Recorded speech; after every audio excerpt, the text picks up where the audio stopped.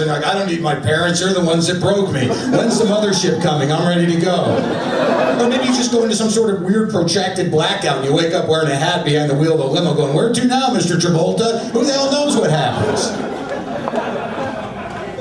I'd like to have a little more control over my spiritual decisions in that. I don't believe in any specific God.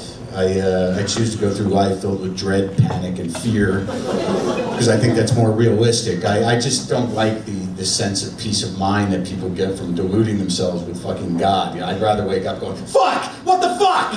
Because to me, that mixed with coffee is clarity, I'd much rather that than try to convince myself that if I'm good, I get to have wings and fly for eternity when I die. That seems fucking ridiculous.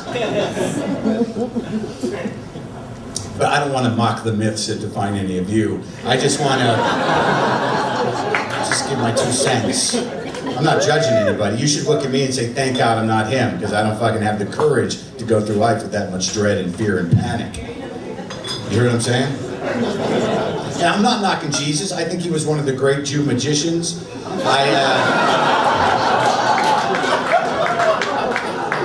I mean, there's been a history of Jewish magicians, Jewish entertainers. Harry Houdini's real name was Weiss. He was a Jew. David Copperfield, of course, a Jew. Just took their careers in a different direction than Jesus. Didn't want the pressure or responsibility that he put himself through, I don't have a point to this. I think what I'm saying is really that, yeah, Jesus could walk on water, but if he fell in wearing a straitjacket, could he get out?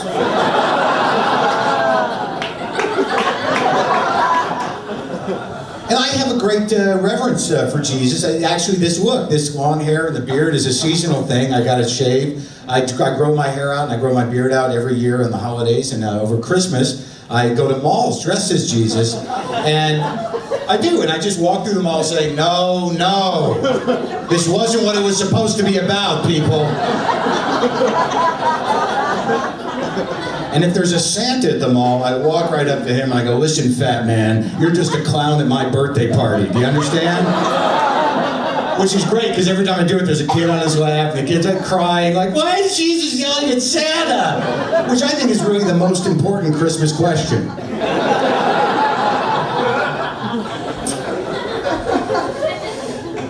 Do what you want. You know what I mean? Whatever. It's like, I don't know. Yeah, I guess some people are better off with religion. I don't fucking know. It just seems that even if you believe a little bit, you have to fucking delude yourself a little bit. You have to sort of suspend disbelief in order to believe, which means you make yourself stupid a little. Yeah, I don't know, maybe I'm wrong. Like, I don't understand, like, people who want to teach creationism in biology class. I don't understand that, because that's basically, they want to retard the youth in the name of a fiction. And I'm not trying to be strident or pontificate about anything, but what are they going to do next? Let's make the roads dirt again. I just don't know how far back it goes. And I'm glad that it didn't pass, that they can't do that.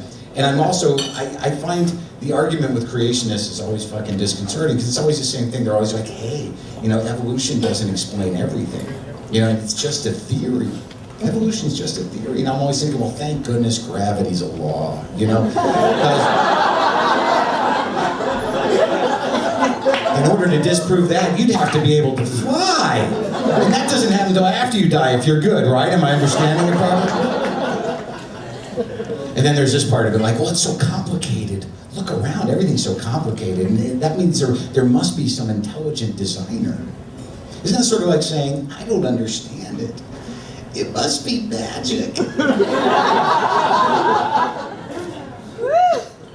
If there's an intelligent designer, human beings were the Pinto off of that assembly line. God made too many and said, fuck, I made too many to recall, and they all had this built-in self-destruct thing in them. I don't know what the fuck's gonna happen. And maybe a few of them will believe in me and stop some of it. Oh, that'll probably cause more trouble. You guys are good, but when you stop, you stop. Which is cool, you know what I mean? I think, we can kind of kick back and relax. You've seen a lot of comedy, you've had a lot of big laughs. Now it's time for a guy to just come up here and slowly drain you of your life force. Because to me, that's entertainment. You know what I mean? You want to just laugh lightly, kind of like, ah, yay, it's got an ice cream. If you want to fucking, do that kind of laughing, I'm not really the guy. If you want If you want to laugh that, like, you know, laugh that could almost become crying really easily, that's really what I'm looking for.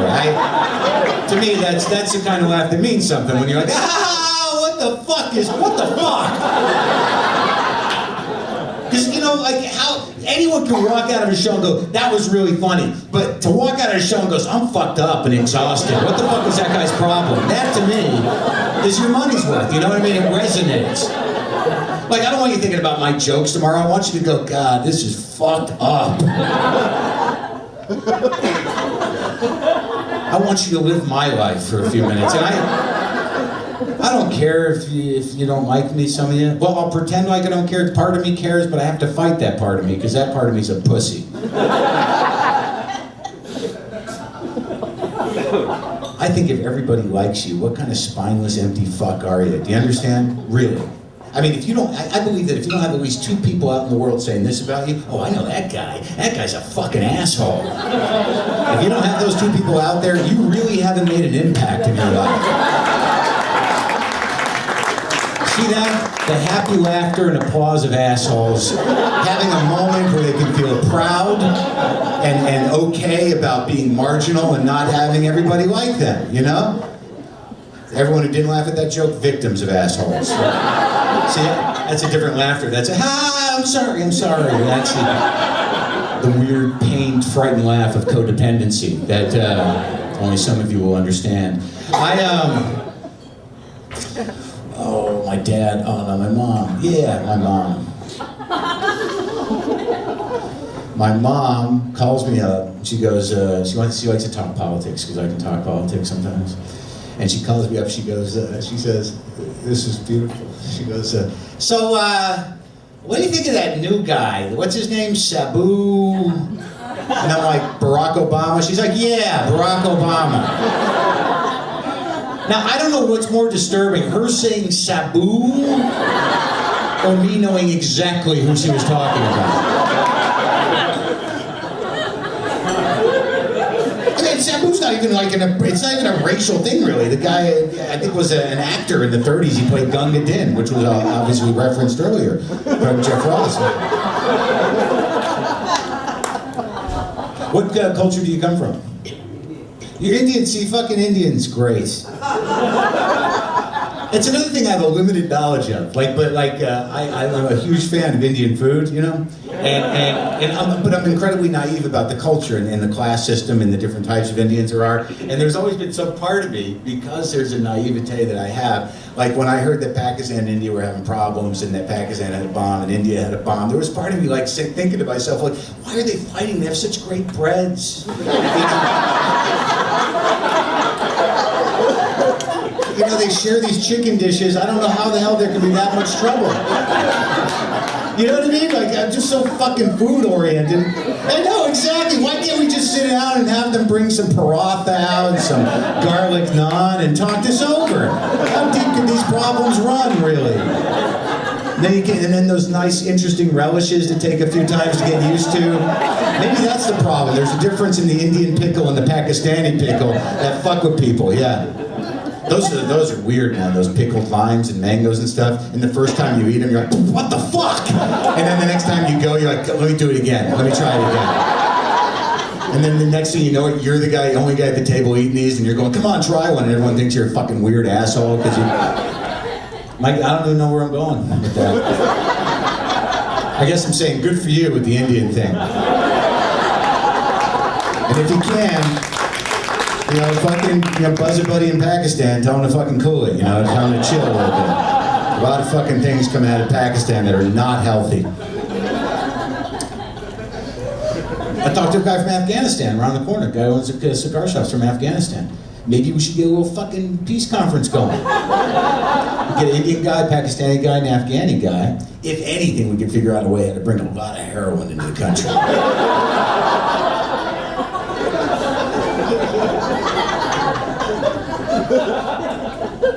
Not that I do heroin, but I'd like to bring it in, I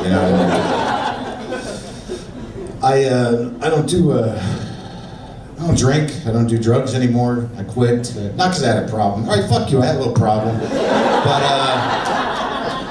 I'm not ashamed of it, I had a good time. I've logged a lot of hours, covered a lot of topics. A lot of topics. A lot of interesting people. Look, the reason I quit drinking and doing drugs is simple. Everybody's got demons, right? I just realized about 5 years ago that I had all of them. And they were tired, real tired. You know, I've been at it for a long time, since high school. I used to be that one that would pop out and be like, woo! Wow! Let's go get an 8-ball, some booze, and some pussy. Come on! Who wouldn't go with that guy? That guy was my best friend for 20 years. Then about 5 years ago, he comes out, he's like,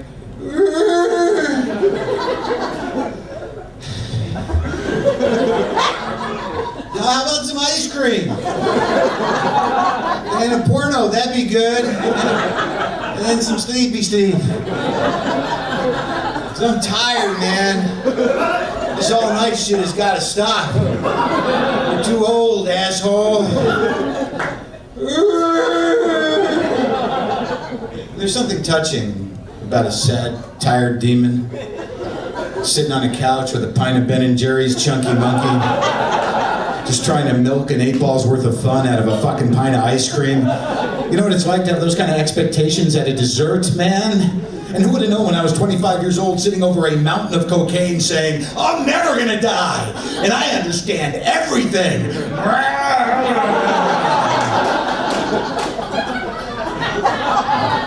That 15 years later, I'd be saying, oh, there's more chocolate under here. With the same intensity. Chocolate will make it okay, right? Oh, fuck, there's a big piece, I'm good. That's what you get if you're lucky and live through this shit. I just picked all the wrong heroes, man. So Burroughs, Keith Richards, Hunter S. Thompson, anyone who was fucking strung out or fucked up on drugs, I wanted to be like. I wanted to live on the edge. And then if you live long enough, one day you get to the edge and you're like, fuck, when did they put a mall here? I guess I'll just go into Brookstone and sit in that chair for a while.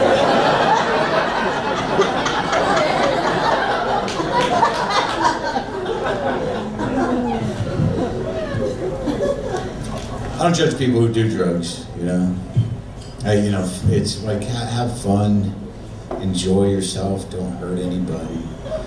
I've always felt bad for people who get tested for drugs where they work or in the military, you know, because I think not only is drug testing unconstitutional, I think it's cheating. I mean, the way I figured, if you can't tell I'm high by looking at me,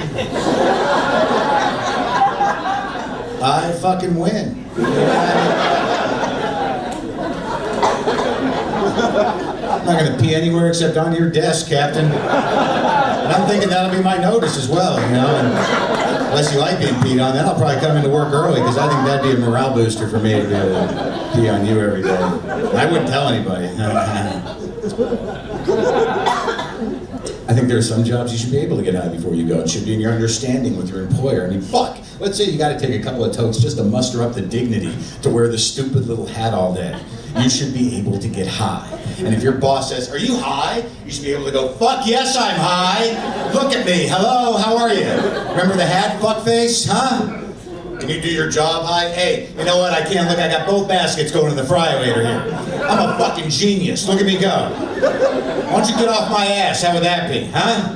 I'm back here watching my dreams bubble away in fat, motherfucker. Why don't you go pester someone who works a register? They need to talk to other people. They need to fuck alone, all right?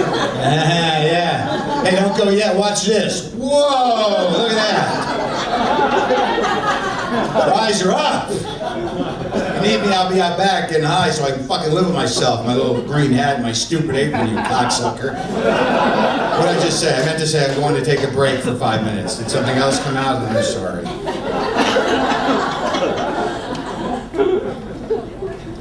You shouldn't test people for drugs where they work, but I think obviously some people don't know that they're fucked up. They should do something more democratic. Why don't they just test everyone for drugs they can handle? That seems reasonable. Maybe when you get your driver's license, you go up to the guy, he says, well, we got your paperwork done, but before we do a photo, do you do any drugs? I smoke a little pot occasionally. All right, well, why don't you go smoke this and sit down over there. In about 10 minutes, we're gonna take the car out for a spin.